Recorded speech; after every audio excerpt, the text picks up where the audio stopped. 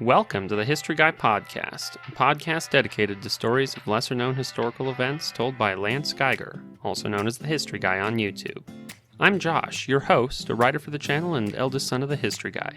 We tell all kinds of stories about history, from the modern era to the ancient past, so you never know what we're going to talk about next.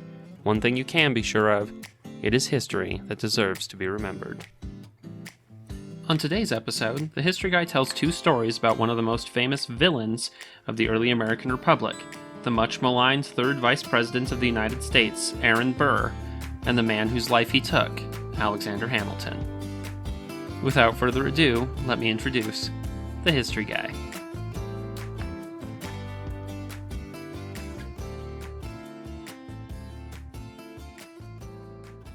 Alexander Hamilton, the fiery founding father who came to America as an immigrant and an orphan and wound up being one of the most powerful people in the nation, has received a lot of attention lately, owing to the 2015 musical based on the biography by Ron Chernow. And that is well-deserved. Alexander Hamilton was brilliant and a complex and interesting personality who played a vital role in the founding of the nation. But he is almost as well known for the circumstances of his death. Shot to death in a duel with Aaron Burr, the Vice President of the United States, as anything he did in life. And as intriguing as the Hamilton-Burr duel was, it is even more interesting if you look at it in context of Alexander Hamilton's history with the practice of dueling. Over his lifetime, Alexander Hamilton was a party to no less than 10 affairs of honor, 7 as a primary and 3 others as someone else's second. And it's even more interesting when you look at the duels that were engaged by members of his family and the odd string of coincidences that tie together the bizarre history of Alexander Hamilton's duels. The story begins with the infamous Hamilton Reynolds affair. In November of 1792, a man named James Reynolds was accused of financial crimes that involved public funds. When he was arrested, he tried to negotiate a deal by making an astounding claim. The Secretary of the Treasury, Alexander Hamilton, he said, was involved in the scheme. This information was passed to 3 U.S. senators who went to confront Hamilton about the charges, one of those being the Virginia Senator James Monroe, a future president of the United States. But when they talked to Hamilton, the story took even another twist. Hamilton claimed that his financial dealings with Reynolds had nothing to do with the financial scheme, but instead were blackmail payments that Hamilton was making because he had had an illicit affair with Reynolds' wife. And Hamilton had letters to prove his story. As the affair would have been a scandal but would not have been illegal, the senators agreed to drop the matter and all agreed that they would keep the details secret. And the entire thing seemed to blow over. That is, until 5 years later. In 1792, a man named James Thompson Callender, a scandal-mongering journalist and pamphleteer, published a pamphlet that included details on Hamilton's affair with Mrs. Reynolds, and included some of the letters that had been part of the 1792 investigation.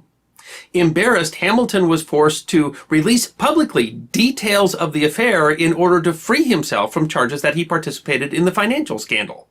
Hamilton was incensed, and he was convinced that the person who had released the letters was James Monroe.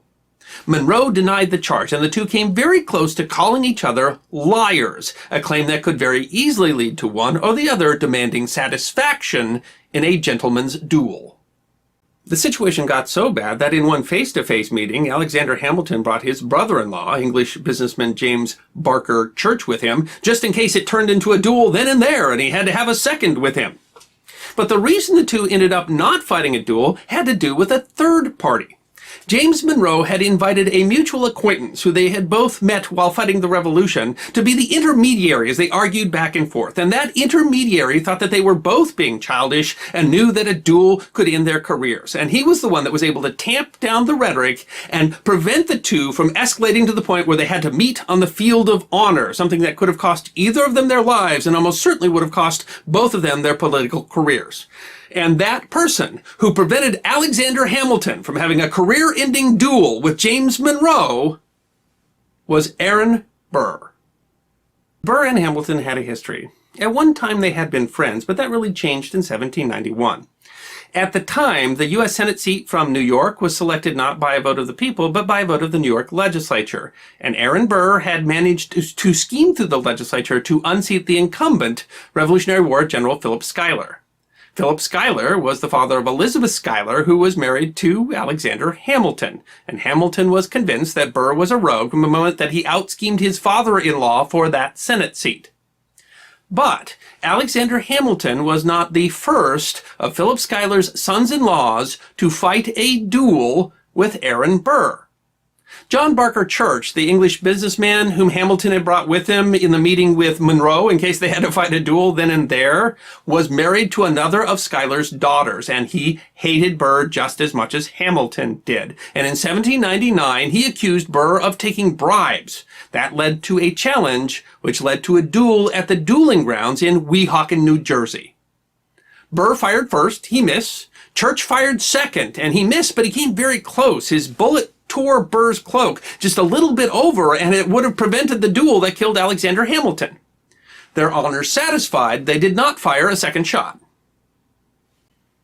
A poignant part of Act 2 of the musical Hamilton is the death of Hamilton's son Philip, who was killed, of course, in a duel. That duel, which was fought in 1801, was fought between Hamilton's son Philip and a New York City lawyer who had made disparaging comments about Alexander Hamilton. And Philip was shot to death in the duel, which was fought at the dueling grounds in Weehawken, New Jersey, the same place where Philip's uncle had fought the duel with Aaron Burr, and was fought with dueling pistols that Philip Hamilton had borrowed from his uncle, John Barker Church, the same pistols that Church had used in his duel with Aaron Burr. In 1804, Aaron Burr, who was then Vice President of the United States, decided to run for governor of New York, and he lost that election largely because of opposition by Alexander Hamilton. When some disparaging comments about Burr made by Hamilton were published in the paper, it led to a challenge and a duel. That famous duel was fought at the dueling grounds in Weehawken, New Jersey, the same grounds where Hamilton's brother-in-law had dueled the same man, Aaron Burr, and where Hamilton's son, Philip Hamilton, had been killed. And the pistols used in the duel were the set that belonged to John Barker Church, the same set of pistols that had killed Hamilton's son in 1801 and nearly killed Aaron Burr in 1799. Hamilton shot high. Burr struck Hamilton in the chest, a fatal and famous blow. Dueling was not uncommon amongst the gentleman class of early America, but fatalities were. Hamilton's participation in so many challenges, even though he only fought the one duel, shows how excessive his sense of honor was, but of course the same could be said of Aaron Burr. It is, however, a supreme irony that Aaron Burr, who had kept Alexander Hamilton from fighting an ill-advised duel with James Monroe, later became the hand of Hamilton's death. The duel effectively ended Burr's political career. Eventually, he was accused of treason in a supposed conspiracy with Spain, and although he was acquitted, he never again served in public office. To this day, he has a reputation, some say unfairly, of being a traitor to the nation. There's still disagreement over exactly what happened in the duel between Hamilton and Burr because no one who was present could say definitively who had fired first. Some claim that Hamilton had missed on purpose, and in fact he left a note behind saying that he planned to do that, although that note might have been a ruse. But others claim that Burr fired first and it was Burr's shot that caused Hamilton to miss. And that entire question took a bizarre turn in 1976.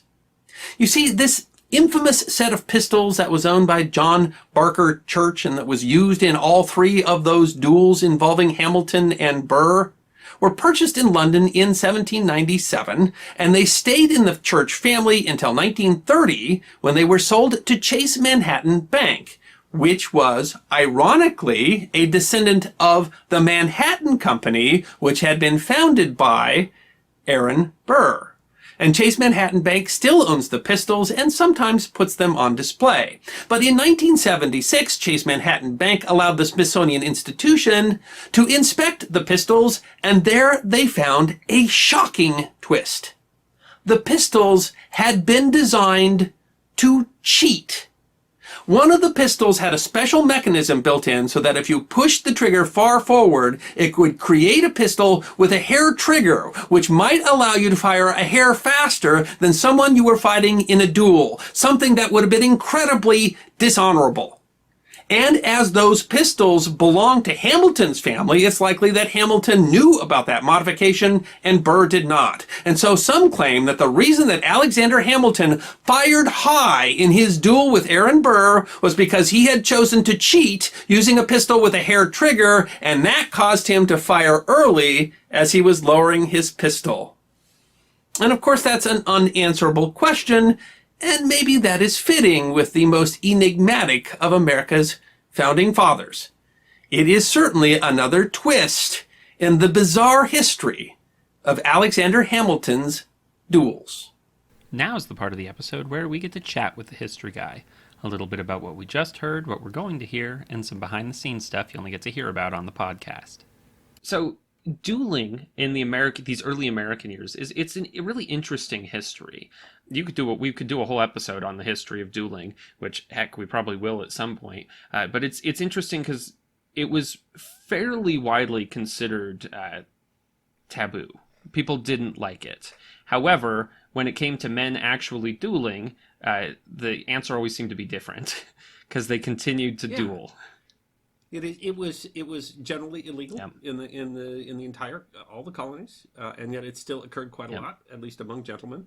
It is. You could go look at a whole tradition because it was very rarely had any sort of actual deadly intent to it, and that was something that was kind of unique for Hamilton's, that there were those two duels because his son as well, where they actually died in the duel, because usually you shot and you missed and you decided your honor had been satisfied.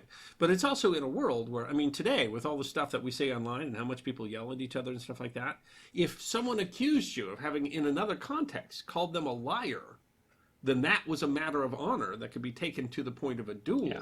So, it was in one way, that society was so sensitive in terms of reputation that they had to have some sort of out, other than just to say, we agree to disagree, or however they put it.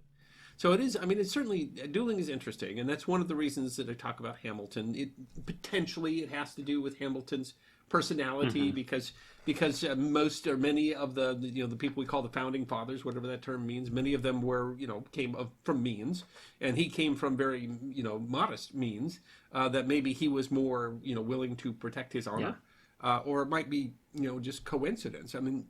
The three duels in this might have been fought with the same set of pistols. That's interesting. It's not really clear if all three actually were fought with this same set of pistols.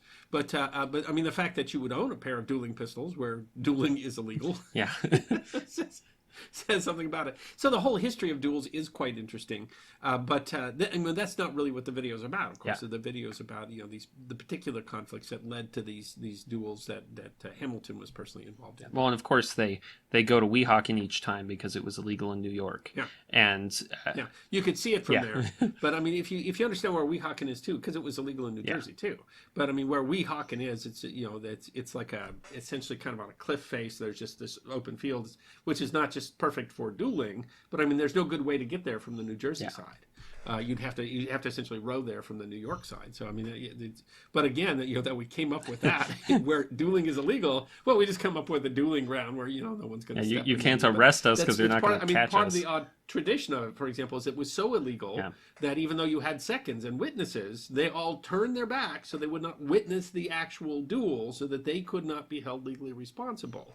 And that's one of the reasons we don't know fully what happened in any of these duels, because all the witnesses had their backs turned. It's only the two people in the duels who know what. And when one of them dies, you only have one version of that story, and that's particularly applicable here because two of these three, we only had one person who survived them.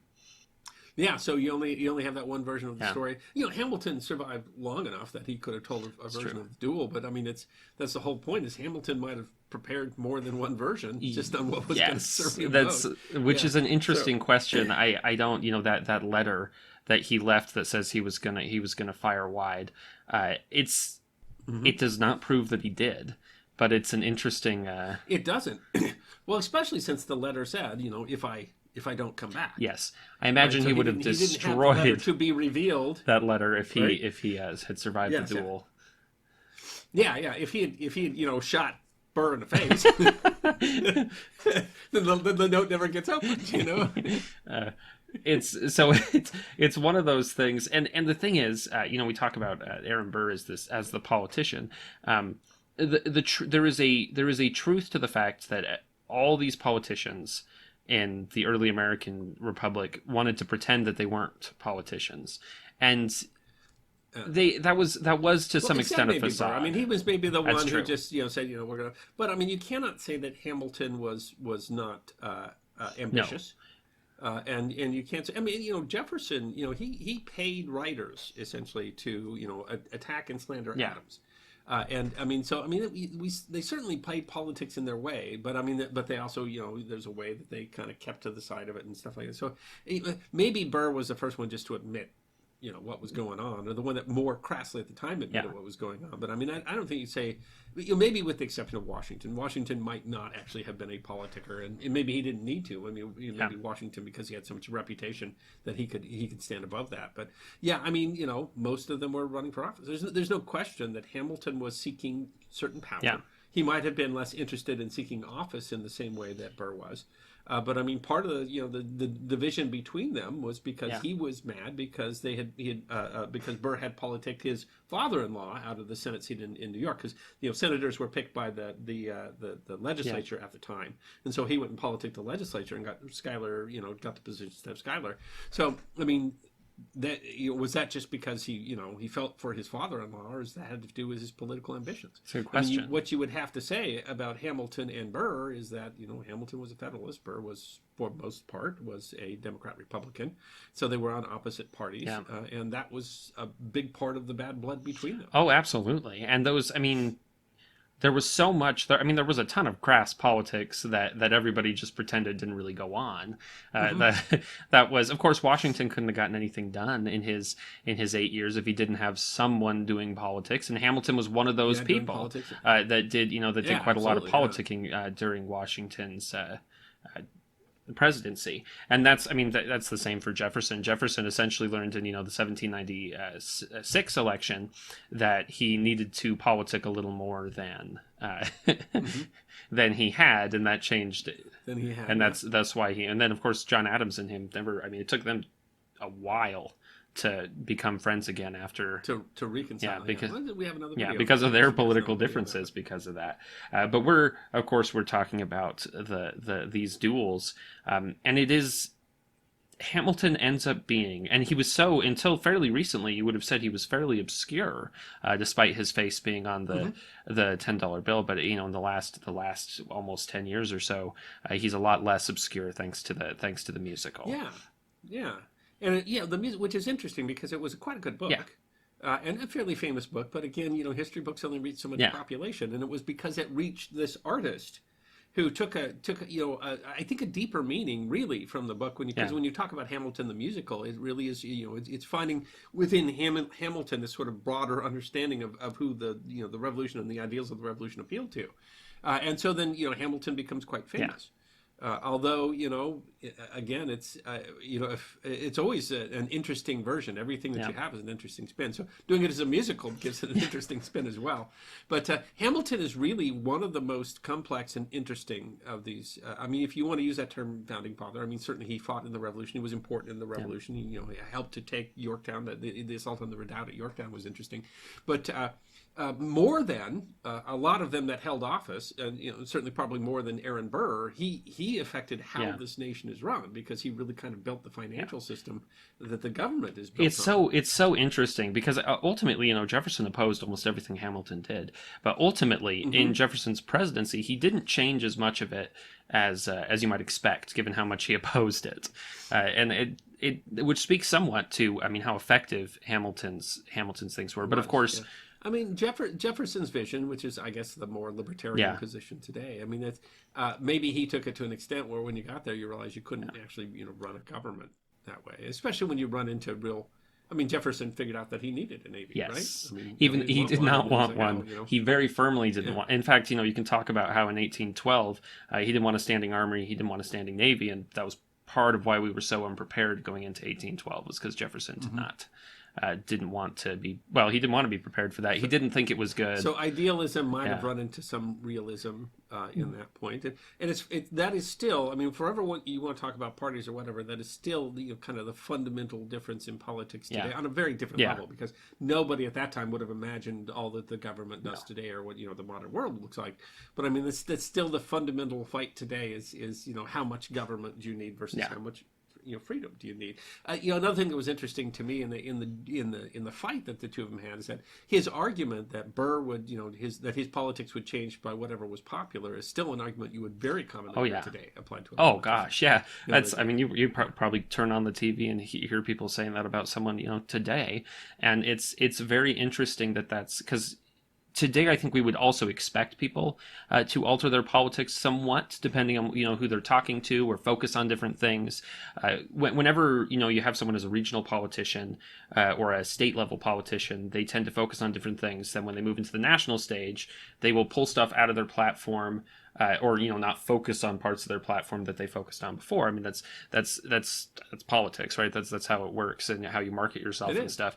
So we have some of those same complaints. Yeah. Occasionally, you kind of wish that those two guys would just go off to Weehawken and let before they take it to the rest of us. Which I guess because we're having this discussion of Mark Zuckerberg and Elon Musk having a cage match or whatever, and it's kind of interesting. Maybe we're moving back to the era of dueling where we can finally say, look, enough of this. Just throw them in a cage. Whoever wins. Until someone says uncle, my honor is satisfied.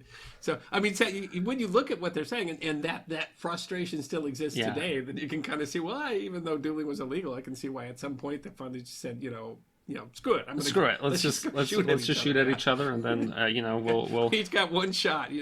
Ultimately, they do that, and you wonder what exactly it solved. It was a really weird because it doesn't answer the argument at all. It doesn't in none of those three duels did it truly answer things. And you have to say, I mean, the deaths of two of these three duels were truly tragic. What Hamilton's son might have accomplished, given what we saw, the sons of other founding fathers doing, and he seemed to be an accomplishment, and he died protecting his father's honor. But it's also very interesting to wonder what Alexander Hamilton would have done more had he not died in that duel. And it is also interesting to wonder what might have become of Aaron Burr had he not killed Hamilton in that duel.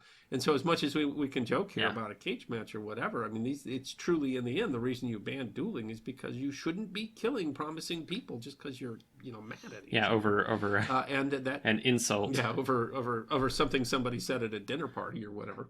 And so it is an interesting bit of history. Yeah, it is. And it changed. I mean, it changed history. And the truth is, we can't know exactly how much it changed history. That's that's really getting into counterfactual kind of stuff. But Hamilton was, in some ways, I mean, his political ambitions were in some ways at a low ebb. When he actually had this duel, but there were certainly promises that he could continue to be an effective politician and to have a say in how things were run. Yeah, he might have wandered off, or he might have continued to be powerful in the background. It's hard to know. He might have had a comeback. It is very hard to know. Certainly, Burr would have remained in politics. He tried to remain in politics even afterwards. His political career was destroyed, but there's Burr was vice president because he was good at politics, and there's a chance that Aaron Burr could have been a president of the United States. And this duel is really, what ended. Crazier things have happened. Yeah, absolutely. And of course. It's just the historical coincidence of the pistols is just still crazy, just utterly fascinating. Not something people think about that these pistols, these pieces of history that were ancillary in many ways to what was going on, but also integral. I mean, they were so important. Without them, these duels wouldn't have happened. And it's interesting to think that that it could have been the same pistols that were used at three. I mean, significant. Pieces of history, even though you don't necessarily remember. Meaningful. Yeah. I mean, the first. Well, yeah, but I mean, had I'm going to forget his name, but had the brother Church shot Burr, it would have been a very different. Church killed Burr in the first duel. The other two duels might not have occurred. Interesting. But it's I mean, certainly, and that's there can be an item that weaves its way through history. Yeah. There really can be an item that weaves its way through history. And those pistols, which are still around, they're owned by Chase Bank, which is a descendant of the Manhattan Bank that Burr created. It is at very least just an absolutely compelling story. And the fact that they would duel says something about what was really in the minds of these people that were trying to found a nation, and that honor was so important to them that despite the importance of everything they were doing, they were willing to put their lives at risk over a challenge, an argument. And it does show flaws. And people that, we maybe think of Hamilton as much more of a hero now because of the musical, but the duel shows it. And certainly he was a person that had character flaws. Among them was pride. Yeah, and they talk about, and Chernow talks about that in the book, about how very often Hamilton seems to disparage dueling and the concept of dueling, and yet he repeatedly got himself involved or nearly involved in duels. Yeah, he had men that came very close. Not nearly had a duel with Monroe. Which again, what it could have been. That would have been interesting too. Yeah, could have been a rather history-changing event. And of course, the irony that Burr was the reason that they didn't get into that fight. It's hard to make that kind of stuff up. That feels like all these full circle. A lot of irony between them. Another episode we're not talking about here, but that Hamilton and Burr together tried one of the most important trials of the day, and that they were co-counsel defending a person, one of the most in the Manhattan well murder. It's just the how those two touched, and that they ended up such on opposite sides. That Burr would kill Hamilton and essentially end his own political career doing that. This is the truth stranger than fiction. This is a better story than almost any fiction book you will get in terms of a plot line. And it really, it weaves together into these were, these people that founded our nation and tried to figure out how to run it. They were real people, and their lives were real and complex and passionate and flawed. That's there's no better reason to understand history, because you would say that about virtually everybody that leads the nation today. Absolutely, and I think it's good for us to kind of see how they were people. I think that as historians, I think that's what we try to do in our videos and stuff like that, is show the complexities, and it's difficult for us to do, and as we have a very short format. But I did want to mention that you got to talk about these duels. Well, the one duel specifically on an actual television show called The Unexplained. We're an actual television, no, yes, but on a History Channel show that's called The Unexplained with William Shatner. And the episode, if you want to go look it up, is called Secrets of the Founding Fathers. And it was fun to be invited to do that. And it is, it's a little bit different than what we do on the History Guide, because they're really looking at the mystery. And of course, there is an interesting mystery here, because we really don't know what exactly happened in that duel. And so you can tie this compelling piece of history to, in the end, everybody turned their back, and Hamilton died. And we honestly don't know his intent in that duel, and that is truly unexplained. So it's you can go look that episode up. It was very fun to do. It's a great show, and I can say quietly that I will likely be in other episodes of The Unexplained. I can't say which. I can't tell you what we talked about, but I think they like me enough that I'll be invited back and will occasionally appear on that show, which is cool. It's great exposure, and it's a lot of fun, and great people too. It's called Prometheus, is the company that makes the show, and they really have treated me well. So yes, you can go look and it is to me very exciting that we made an episode of The History Guy, and someone saw that and said, wow, that's an interesting mystery, and then decided to include it on this other television show there on the History Channel. And it is, we talk about that mystery. There's so much about it that we'll just never know, and it's interesting to think about that. That is no one. There were no witnesses, or we got all the story from the witnesses, and that is such an interesting story. Now, the mechanism that was built into the pistols, some people will tell you that those were common, and some people will say no, they weren't. And it's questionable about whether that would have violated the honor of a duel. Yeah. The idea is that if you had some mechanism in the pistol and both people did not know about it, then probably this was an intentional way to misuse the weapon. But the interesting thing is that could be an explanation for firing high which is what we know Hamilton did. So what we don't know is if Hamilton put his pistol up in the air and shot straight up. Which is or if Hamilton fired high while lowering his pistol. And if he did, I mean, would even Burr know if that was Hamilton, hair trigger, or if that was Hamilton deliberately missing? So part of that is only in the mind of Alexander Hamilton, and he didn't. He had every reason not to say. And if his goal was, he thought his political career was on the wane, and he wanted to ruin the political career of Aaron Burr, then Hamilton succeeded. Yeah, maybe that was the goal. It's difficult to know, and of course it's impossible to know exactly. Burr, of course, had every reason to give us a particular version of that story, and his story focused on the fact, of course, that he thought Hamilton was trying to kill him.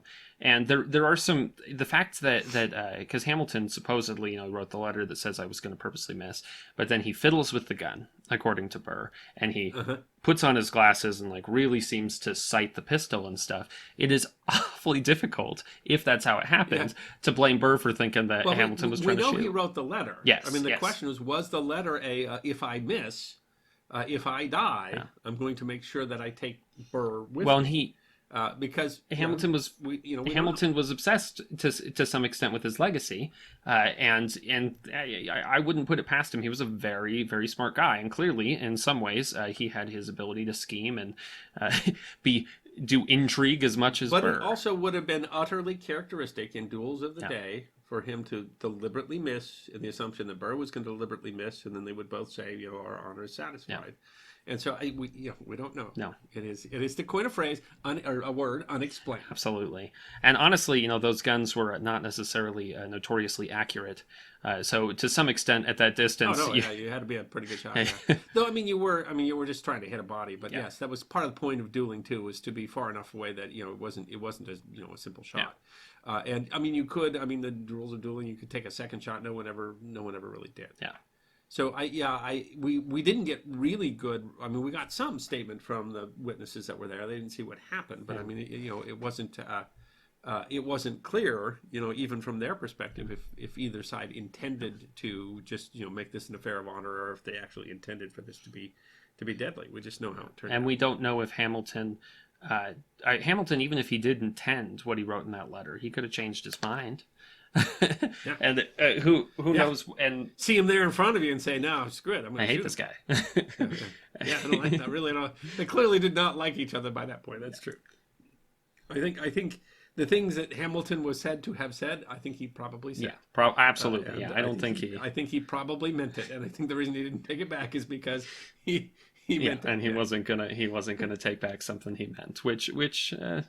There's some honor to that, I suppose. Although I don't know enough to make me shoot someone, but yeah, I hope not. I hope that we have moved past that, because we joked about that for a second. Sometimes you wish these guys would just go out and but obviously not. Obviously there's a reason there's a reason it was illegal at the time, and it's hard to wrap this one up in a bow. What happened.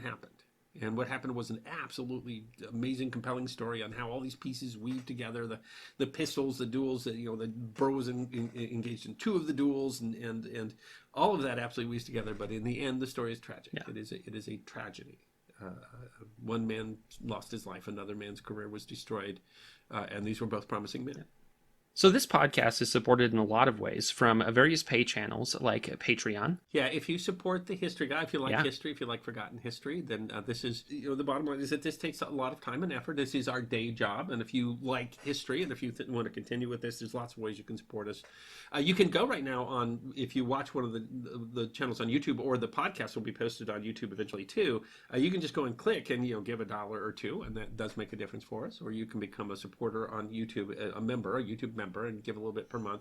Or you can go to our Patreon page, which is patreon.com/historyguy, and that way you can also give some money to the History Guy. We also have merchandise if you want to buy a t-shirt. And another way that you can support the History Guy, and also that you can just enjoy yourself, because we've really, really put together some fun ways, is that we've created these trips with the History Guy. And, this is something we've been working on for a while, and COVID got in the way and all sorts of stuff. But the idea is to schedule a trip where I go with you, and we talk about history. And I do. I mean, there's enough of it to pay for my trip. I mean, it does support the History Guy, but it also is a chance for you to get to know the History Guy, me, the person. My name is Lance, and I'm a real person, and I promise that we'll get to know each other. And so we've got some trips scheduled, and you can find those on the webpage, which is thehistoryguy.com. That's thehistoryguy.com. You go there and you'll be able to find what trips are available, what the prices are available. You can sign up for the trips there. We've got a trip to Germany in June that I think still has a couple of spots. It's going to be a lot of fun. Goes from Germany down into Austria. We've got a trip in June in the London area that there's lots of room in that one. And actually, if you've been to London, if you think you've been to the UK, it's doing a lot of things you don't typically do when you're in London. I think it's just going to be a hoot. Some of the typical things are there. We'll be going to Elizabeth Tower. We'll go to Westminster Abbey. But we're also doing a lot of things that you don't typically do that are kind of outside or around the city, as well as some fun stuff. I mean, I'm really looking forward to shooting longbows and tasting cocktails. So, and I hadn't really talked about this before, but I tried to schedule that trip in June so that it would end when should be. They haven't been decided yet, but what very likely will be the weekend of Tank Fest down in Dorset, because I was hoping to be in England to go down to Tank Fest. So if you come on the trip with the History Guy, and you're interested in going seeing the tanks driving down at Dorset, which the Tank Museum is absolutely amazing, and they've always treated us very well too. I would be happy to coordinate plans. I think that I would be at least some part of the program there, even if it's just a meet and greet and signing thing, or maybe they'll put me in as a speaker again this year. I don't know. We haven't decided that yet, but so I mean that would be a lot of great fun. And then this one too. We know that it's not always easy to go abroad, but I mean, we are also going to do a trip in March here in the United States. It's going to be in the D.C. area. So, I mean, it's always fun to go to D.C. You might have seen these before, but you didn't see them with the History Guy. It's 3 nights, it's 4 days, and you fly to D.C. It gets you between the dinners and the hotels and the coach tours and stuff like that. Those are more than, you're already getting as much as you would have paid. For the price of the trip, it would have cost you that much to spend 3 nights in a hotel, to get the 3 dinners, and to get the tours that we're doing. Plus, you get to do that with the History Guy, and I promise to spend time with all of you. And it's just fun. If that one works out pretty well, we might come up with some other ones, like some Civil War battlefields and stuff like that. We were just looking at stuff to do. Again, all those trips and whatever ones we come up with in the future, and I think we're going to keep putting them together because it's just a fun way to do things. Those will be on the webpage, which is thehistoryguy.com, where you can also, if you want, contribute to the History Guy or buy merchandise or find where you can sign up for pay channels like we have on Patreon. If you don't like Patreon, because some people don't, then we also have a community at Locals, or you can do memberships at YouTube. That stuff goes to do a lot of things. And one of the things that really helps to do is to pay people like Josh to do things like make the podcast, which we really love doing. And so if you love history, then you can certainly help out what we do. And I've gone on a lot of trips with my dad, and I tell you what, it's worth it. He adds something to the trip. We'll see. We might take Josh on some of these too if you want to meet both of us. We'll have to figure it out. If everybody doesn't know, Josh is a young father, so it might be a little while before we can peel him away again. But I would love to be able to take a trip where you can meet Josh too, because we have such a good time on these podcasts. And maybe we could tape a podcast during one of the trips, and people could participate in the podcast. That's a fun idea. Wouldn't that be a hoot? Next up, the History Guy tells the story of Aaron Burr's life and times. He was a soldier, a lawyer, and crassly, a politician. He used his company's funds to fund his allies. He campaigned for himself and his causes door to door. His party removed judges they didn't like to replace them with their friends. In a time when rumors of foreign interference in national affairs ran rampant, people openly speculated that he was in league with those foreign powers. It was 1806, and the United States was grappling with what some might describe as the nation's first real modern politician. His name was Aaron Burr, and his story deserves to be remembered. He was born into privilege, the son of the president of Princeton University and the grandson of noted theologian Jonathan Edwards. Orphaned at an early age after his parents and grandparents died, his uncle raised him. He went to the college his father founded, joined the Revolutionary Army after the battles of Lexington and Concord. Burr started his military career under General Richard Montgomery, joining him in the Quebec campaign, and distinguished himself when he ran onto the battlefield trying to recover the general's corpse after Montgomery was shot in the neck. A lieutenant colonel, his regiment was devastated by British artillery at the Battle of Monmouth, where he collapsed from heat stroke. He left the army in 1779 due to continuing ill health. While Alexander Hamilton was pursuing further glory on the battlefield, Burr became one of the country's spies, doing covert intelligence work. That reputation likely lent credence to later stories of Burr's treachery. He married the widow of a British officer, studied for the bar in Albany, and palled around with General Philip Schuyler and his son-in-law, Alexander Hamilton. Relocating to New York City in 1783, Burr began a new career, opening a law practice and then serving in the New York Assembly. While in the Assembly, he introduced bills that would have allowed women to vote and abolished slavery.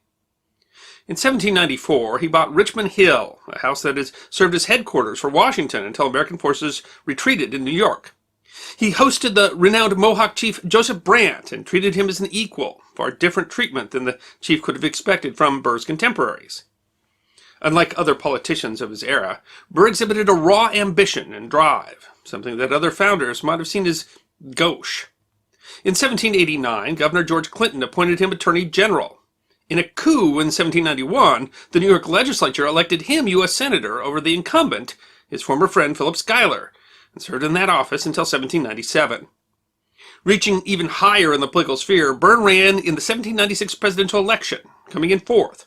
In the 1800 election, Thomas Jefferson was elected president, and Burr, following the rules of the era, was elected vice president because he received the second largest number of electoral votes. Some historians have described Aaron Burr as America's first professional politician. This set him apart from his contemporaries, who generally would have argued that they were serving out of a sense of personal service rather than any sort of personal gain or ambition. For example, Alexander Hamilton, as the Treasury Secretary, refused to accept his war pension, even though he would have been entitled to it, because he thought it gave the appearance of a conflict of interest. Aaron Burr, on the other hand, didn't seem to much care about the appearance of personal gain.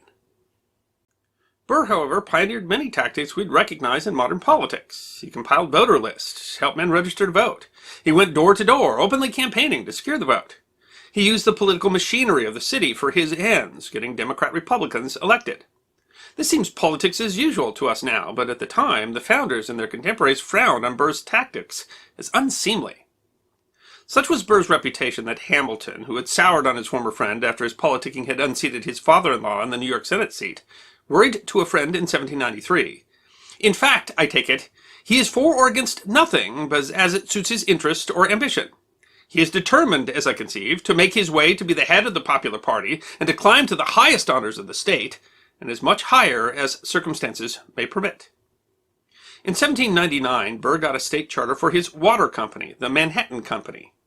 On the surface, it was going to install a much-needed sewer system for New York City, but buried in the fine print was a clause that allowed the company to invest its profits, i.e., to become a bank. Burr used the Manhattan Company to fund his fellow Democrat-Republicans in the same manner that Hamilton used the Bank of New York to fund Federalists. Manhattan Company survives today as part of J.P. Morgan Chase, and the Bank of New York still exists as well. Burr did not have private wealth. He was perpetually in debt from various schemes, even though he had a successful law practice. In his private correspondence, Hamilton estimated that Burr owed $80,000 to one creditor and that there were others. Burr, unlike many of the other influential men of his time, didn't save all his correspondence, so it is unclear what his true financial situation may have been. We do know that he borrowed against his house and from his company many times. While Burr left his personal journal behind, his personal papers did not survive. This may have helped create the image we have of Burr as the villain of the early republic, because what does survive are the negative opinions of his contemporaries. Even George Washington was wary of Burr. He wrote, "By all that I have known and heard, Colonel Burr is a brave and able officer, but the question is whether he has not equal talents at intrigue." During the election of 1800, Jefferson and Burr competed for the office. Although a Federalist and not of Jefferson's party, Hamilton favored Jefferson because he believed Jefferson was the kind of gentleman politician he envisioned as appropriate for the young country. By contrast, Burr, who openly campaigned, was not the kind of person Hamilton and other founders saw as proper. In intervening in the 1800 election, Hamilton wrote to a friend that Burr was without property and loves nothing but himself, thinks of nothing but his own aggrandizement, and will be content with nothing short of permanent power in his own hands. Although Burr became vice president, the animosity between he and Hamilton never ceased. Jefferson never trusted Burr, and he secured the passage of the 12th Amendment, which meant that he got to pick his running mate in 1804. Licking his wounds, Burr went back to New York, switched parties, and ran as a Federalist in the gubernatorial primary, but lost. He blamed Hamilton for his defeat after learning Hamilton had been quoted in a newspaper as saying he thought Burr a dangerous man and one who ought not be trusted with the reins of government, and that there was a still more despicable opinion that Hamilton had of Burr. Burr demanded an apology that Hamilton would not give. After letters of negotiation failed, the parties were sent on their fate-filled journey to Weehawken, from which only one of them would survive. After killing Hamilton in the duel, Burr ran out of New York under threats of indictments. He fled to South Carolina, where his daughter, Theodosia, was living with her husband, Joseph Alston. He spent time with his grandson, Aaron Burr Alston, who had been born in 1802. In another action that set him apart from his contemporaries, Burr ensured his daughter was educated, thwarting the wisdom of the time that education was wasted on a woman. He even had a picture of Mary Wollstonecraft, the women's rights advocate, on his wall. Burr settled for hiding out and letting the furor in New York die down. By 1805, he believed it was safe to return to D.C. In his role as president of the Senate, Burr assisted Jefferson's efforts to remove Federalists from the judiciary. But after being removed from the ticket and as a lame duck vice president in 1805, Burr oversaw the first and only impeachment trial of a Supreme Court justice. Justice Samuel Chase faced impeachments based on charges of political bias. Burr helped ensure that the senators would not vote to impeach the embattled justice. After departing the Senate, giving a farewell address about the role of the Senate that was said to be so eloquent that it made many people weep, but sadly for which no transcript has survived, Burr set out for the West with a new scheme for wealth, this time in land speculation. Along the way, he gathered support and farmers to come with him to a proposed settlement in Louisiana. The Louisiana Territory became part of the United States in 1803. Prior to that, it switched hands between the French and the Spanish. During Jefferson's first term, it was transferred back to the French. The Haitian Revolution cut into French colonial profits, and by 1803 the French were ready to sell their North American territory to the Americans. General James Wilkinson took possession of the territory for Jefferson and became the governor. Wilkinson established a military base known as Cantonment Wilkinson on the Ohio River south of Fort Massac in the Illinois Territory. Military bases on the Ohio were ordered by President Washington and Hamilton in response to threats from Spain and France, which at the time were on the far western border of the United States. While the Spanish had been in charge of the Louisiana Territory, they had interfered in American trade with Native Americans, making trade agreements and discouraging Native Americans from making trade agreements with the United States. Later that spring, in 1805, Aaron Burr and General Wilkinson met. Burr had previously gone to Nashville for an honorary dinner and received a warm welcome. There he would have met a young Andrew Jackson, securing his support. Burr said he was trying to muster against a feared Spanish invasion from Mexico. Rumors spread, however, that he was instead planning his own empire.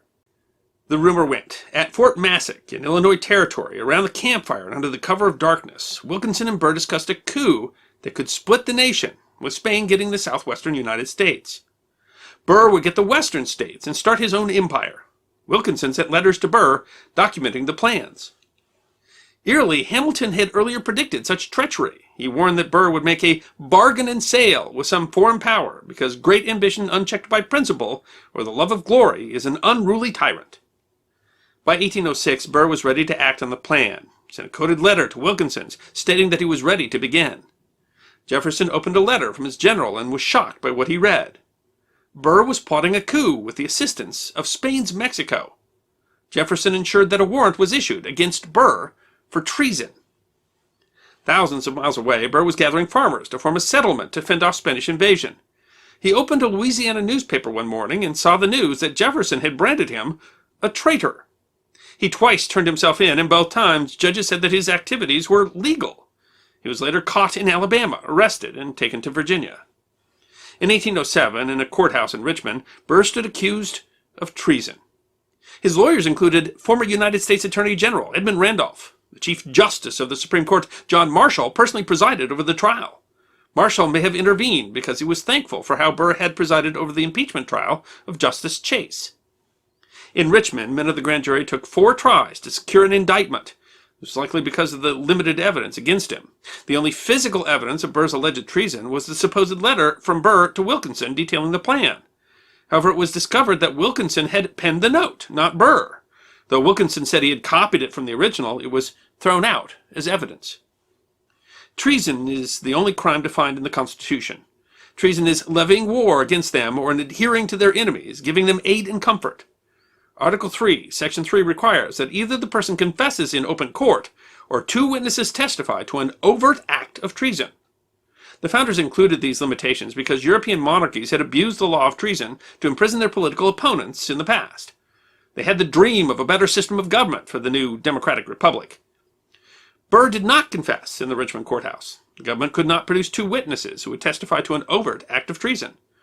This is an important distinction from English law, where one could prove constructive treason, which is the charge that could be made for simply thinking about treason. The United States required an overt act of treason, not just an intent to commit treason. Because the constitutional requirements could not be met, Burr was found not guilty.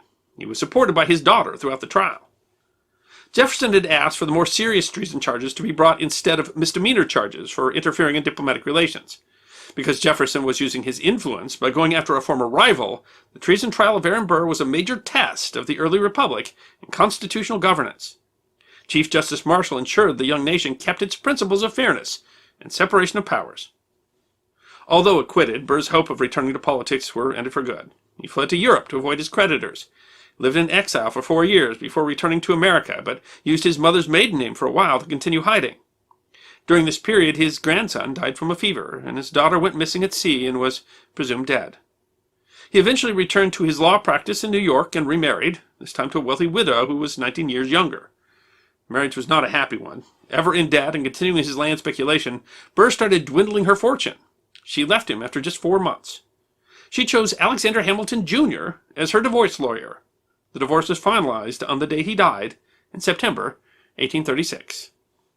In 1854, historian Charles Gaillard exposed James Wilkinson as Agent 13 for the Spanish government. Wilkinson's duplicity had been suspected in his day, but not proven. Gaillard went to the Spanish archives and discovered Wilkinson had been on the Spanish payroll during his military career, a highly paid spy for the Spanish Empire. He likely threw suspicion on Burr for treason to avoid closer scrutiny of his own treasonous activities. Fort Massac went mostly forgotten until the early 20th century, when the Daughters of the American Revolution formed and Illinois members were looking for a revolutionary site in their state. They found it in Fort Massac, which had been captured from the British by General George Rogers Clark in his Kaskaskia campaign. They also found a partner in Professor Joseph Blair of the University of Illinois, who wanted a state park system. Together they lobbied the Illinois legislature, and the first state park at Fort Massac was established in 1908. Today, visitors can enjoy a replica fort overlooking the Ohio, the ghost of Aaron Burr and James Wilkinson, ever present. History hasn't necessarily been kind to Aaron Burr. He was largely defined by his enemies, partly because his personal papers were lost history.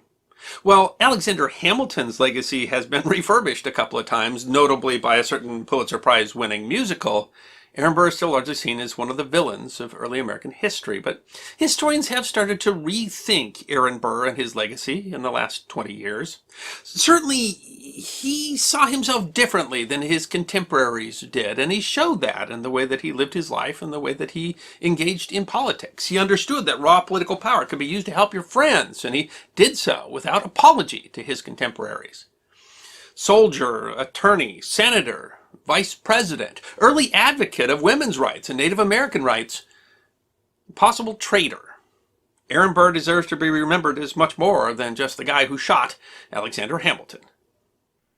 So we just talked about the duels, and now we're talking more specifically about the man of Aaron Burr, who is a very interesting character, and I think, like a lot of historical characters, probably a lot more complex than his memory. It's interesting. One of the ways that, they kind of talked about it in the musical was that the two lives parallel each other in so many different ways. And of course, there is the difference that Hamilton was poor and Burr was born essentially into privilege. However, they were both orphaned. They were both lawyers. They both fought in the Revolution in different ways. It's interesting to see from Aaron Burr's perspective too, kind of how he was different than Hamilton, even though he took a fairly similar path. Mm-hmm. They crossed paths quite a lot. I mean, it said they had a lot in common, but they had a lot that was different too. In many ways, I mean, one of the things they most have in common is that they're a couple of the really most interesting, complex figures in the early America. Again, the term founding fathers or whatever, but among people that were certainly played significant roles in the founding of the nation, these two guys are really, really interesting. And they clearly, when they ran into each other, they found, some sort of, sympathetic, bond. The two of them were friends. The two of them served together. The two of them were co-counsel in an important trial. But on the other hand, I mean, truly, that difference, Burr really comes from American royalty. Hamilton, wanders here from the Caribbean as an orphan. But what they had in common and what they shared, and then that they end up, so on opposite sides, is really a fascinating story. And Aaron Burr is a misunderstood guy. I think he's probably most remembered, especially today, especially because of the musical, etc. But I mean, I think before that, he's most remembered because he shot Hamilton. And I don't think people remember him all that much for having been the vice president. And so it's interesting really to get him, one of the cool things about this particular episode is to have a better understanding of what went on there. And also an understanding of, in the end, when he's tried for treason. Yeah. I mean, that's a very complex story. And I think people don't necessarily understand what it is, and it does leave some things unexplained. I mean, was he simply the victim of being of Wilkinson? Kind of shifting the blame to him, or was there some sort of plot there that really was? When you look at the trial, I mean, it kind of came down to it wasn't that they didn't think he was a traitor; it's that they did not have two people who would get on the stand and witness him to be a traitor, which is what the standard was at the time. So it leaves some things unexplained, but it certainly says a lot more about who he was with personality over time. And of course, there is this very interesting unexplained story with him too, where his daughter, who was very important in his life, goes to sea and just disappears. Which, of course, I mean, happened to a lot of people. It was very easy for a ship to disappear in those days, and this was even fairly late into things. It was, but it was still. I mean, ships disappeared. Today, occasionally ships still disappear. A lot harder to do these days, but because we've cut all of our technology. But Burr is such an interesting figure, and it's interesting, after having read Hamilton by Chernow, and just the stuff that we learn through all the stuff we do. There's a lot that you only touch on that you could still do. You could do whole episodes on with Burr. For instance, you only touch on the election of 1800, although maybe that's partially because it is such a complex story in itself, and it's fairly well known now since the musical and everything. It's an interesting one. Aaron Burr was supposedly, I mean, he had signed on because this was back, before they had vice presidents on a ticket. He was supposed to be the vice president. He was supposed to be on this kind of quasi ticket, where the idea was that one person would, who was voting for Jefferson, would not vote for Burr, so that he would have one fewer vote, and so he would be the vice president. Which was, I mean, first of all, the 1800 election really proved why that was such a silly. System, and that was beside the fact that Jefferson was the vice president. I don't think they really thought of that flaw in the system. Jefferson was the president to John Adams, and that was just the vice president already didn't necessarily have it was a little bit of an ill-defined position. But once you had two a president and a vice presidents from separate parties, essentially what you figured out is that just didn't work. That was not how the system. The best way to run the system. But you wonder with Burr how much of it he was really intending to do, because he was supposed to be the vice president, and ultimately what sours him with Jefferson is that Burr immediately goes out and starts politicking, trying to be president. And I can see why Jefferson was like, hey, that was not the deal. Because that was clearly not what anybody's intent was. Yeah. I mean, that does show, I mean, for whatever you want to say about Burr, he might have been unfairly maligned, but I mean, he was so crassly a politician that it is startling in some ways. And that is one, and that he's also politicking with the Federalists. That kind of supports that idea that Hamilton said, that says that does he have any principles that he actually sticks with? So yeah, that does not speak highly of Burr, in the least. No, not really. And I mean that hurt his political career because if he was president, I guess it would have paid off. But it was a bit of a long shot. Jefferson was always intended by everyone that voted for him, he was intended to be the president. And I don't know how much. I mean, people have kind of thrown around the accusation that Burr got that the guy who was supposed to vote for someone else, that Burr had deliberately set that up so that he would essentially start this problem in Congress, which was one of very few times that anything that the presidential election came down to what was going to happen in Congress. And it is amazing to think that that Burr at the very least made an effort to change history. Yeah. I wonder what would have happened if Burr was president. I mean, the right thing to do here is obvious. Yeah. Right? The absolute right thing to do here is obvious. You voted for Jefferson to be president, me to be vice president. Yeah. And the idea that he's going to go try to leverage this, what is clearly an error. Yeah. And then try to take power. Wow, that's yeah. And so then you can see why Jefferson thought that he might be guilty of treason. Later. And it sidelined Burr for he had essentially no power at all during Jefferson's presidency.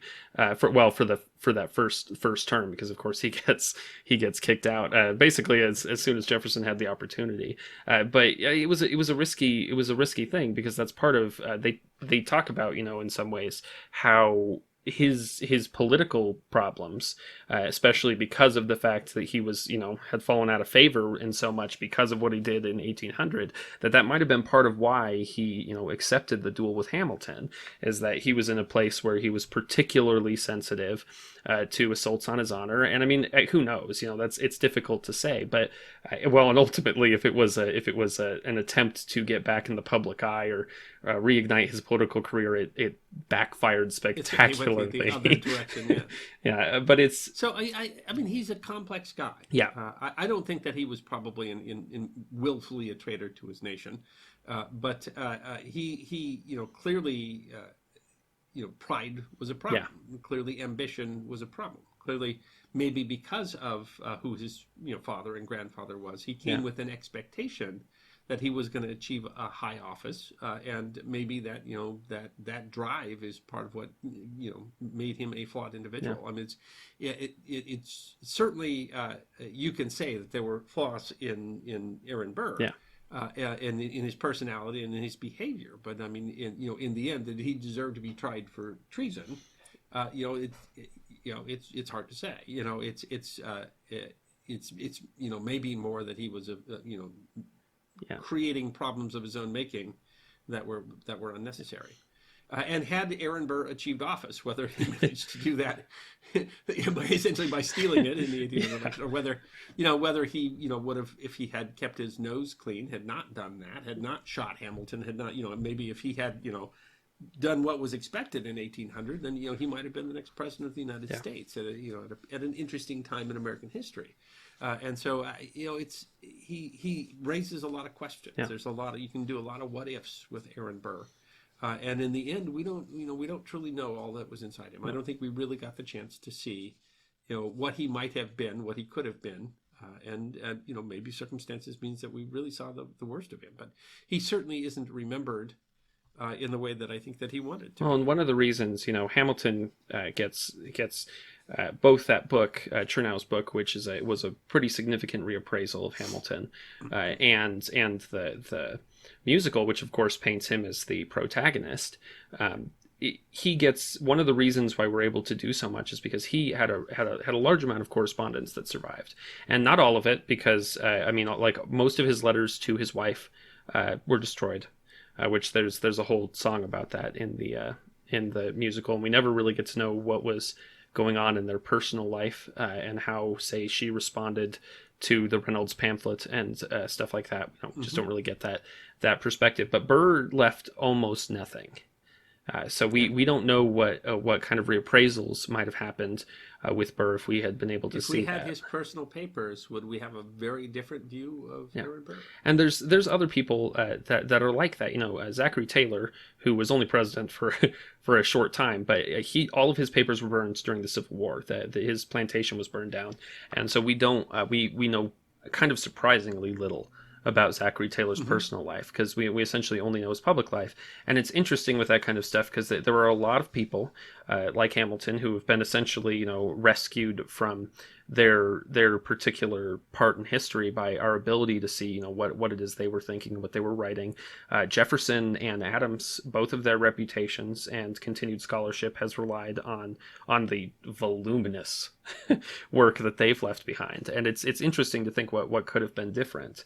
And that might have told us something about this coup, the supposed coup that Burr was accused of doing it with this. It's another really interesting story, and perhaps as interesting as anything else that happened in Burr's life.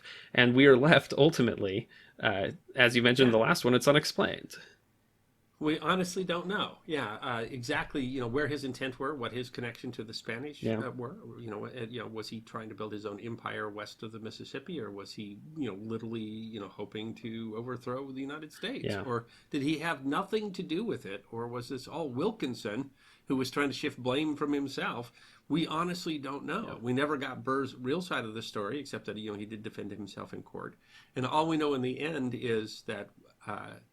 There weren't two people who would get on the stand and say he was a traitor. Yeah. That's all we really know. That's all we know, because ultimately he was raising troops, but his exact reasoning for doing so isn't clear. Yeah, well, I mean, his story was he was going to defend them from what he thought was a Spanish invasion which I think you would have called patriotic rather than treason. Yeah. So I mean, someone as ambitious as him, what good reason does he have to raise an army? I don't know. Nobody knows, and so that. Yeah. But again, it makes for this really compelling story of a really compelling man, and it's fine, even as we talk about forgotten history, that some parts of it are forgotten. I mean, because we can only know what we know. I mean, some of it being left unexplained, adds to the historical story, and still makes it a cautionary tale. But it would be, as historians, it would be nice to know. I tell you, it would be interesting. I don't know if someone's written that book about what Burr actually creating some kind of Western empire. That is quite the counterfactual there. I don't know. I don't know. I honestly have no idea. Certainly, you can see why Jefferson thought him capable of it, but it still seems like it was a harebrained scheme, if there ever was one. We're not far off from the period of filibusters, where some American will just go off and with some mercenaries and just try to take control of the country.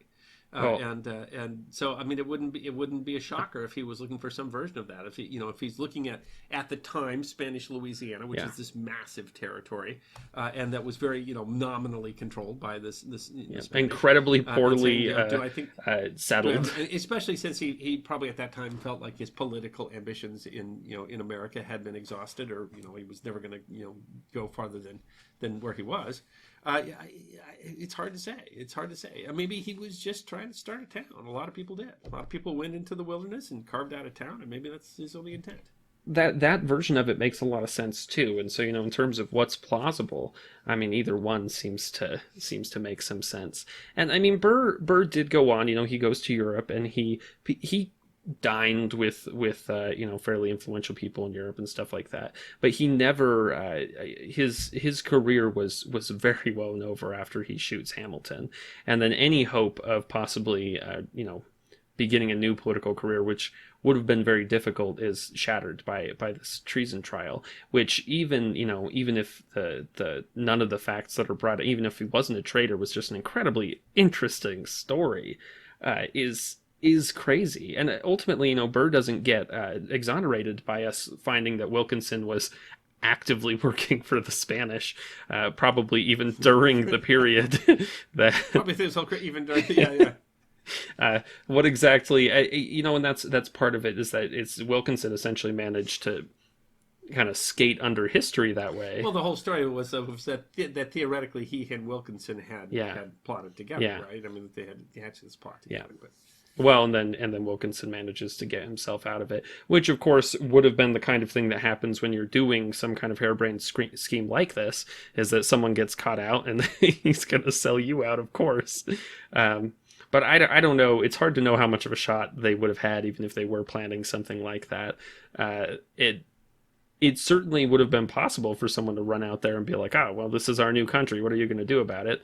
There wasn't a lot going on out there that, in terms of, I mean, Spain would have had a difficult time dealing with that. But they also probably would have tried. Maybe dislodging them, yeah.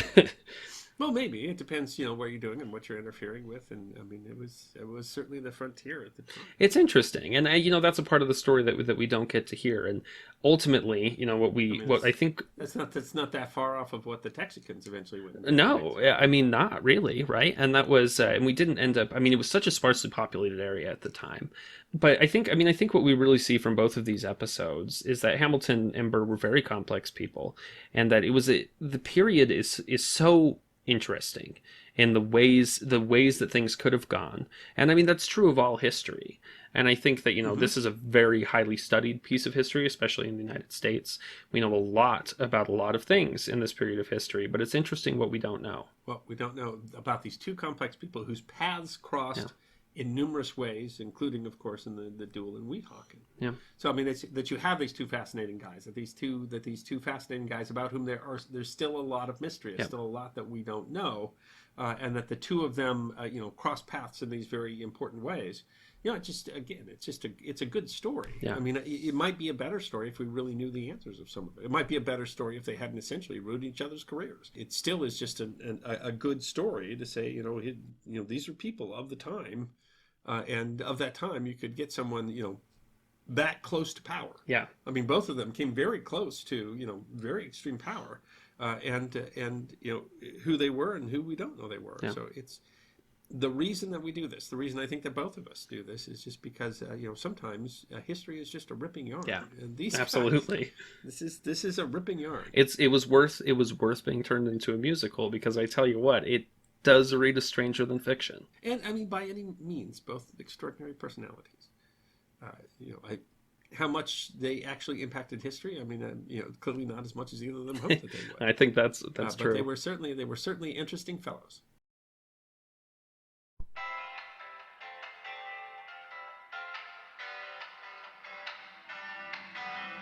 Thank you for listening to this episode of the History Guy podcast.